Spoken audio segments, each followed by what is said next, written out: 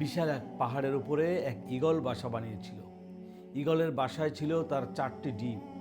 প্রতিদিন সকালে সে এগুলো রেখে খাবারের খোঁজে উড়ে চলে যেত।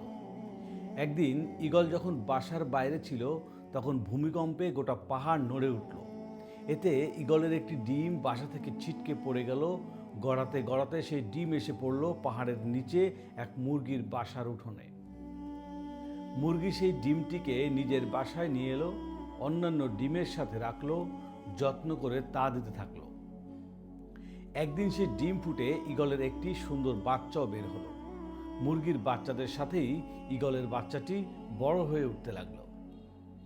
কিন্তু সে ভেতর থেকে যে সব সময় অন্য কিছু অনুভব করত।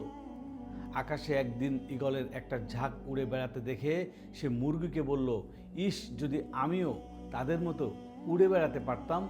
মুরগি হেসে উত্তর দিল, তুমি কিভাবে উড়বে? তুমি তো মুরগি, এবং মুরগি কখনো ওড়ে না। ঈগল মাঝে মাঝেই তার স্বগোত্রীয়দের উড়ে বেড়াতে দেখত এবং স্বপ্ন দেখত সেও তাদের মতো উড়ে বেড়াবে। কিন্তু প্রতিবার সে তার স্বপ্নের কথা জানালে মুরগি বলতো যে এটা একেবারেই অসম্ভব।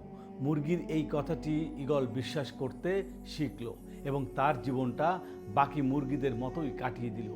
অনেক দিন এভাবে কাটানোর পর একদিন সে মারাও গেল। শিক্ষা, আসলে আমাদের জীবনেও এটা চরমতম সত্য। তুমি যা বিশ্বাস করতে শেখো একদিন তুমি তাই হয়ে উঠবে।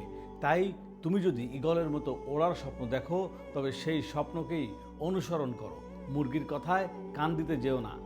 মনে থাকে যেন। ধন্যবাদ।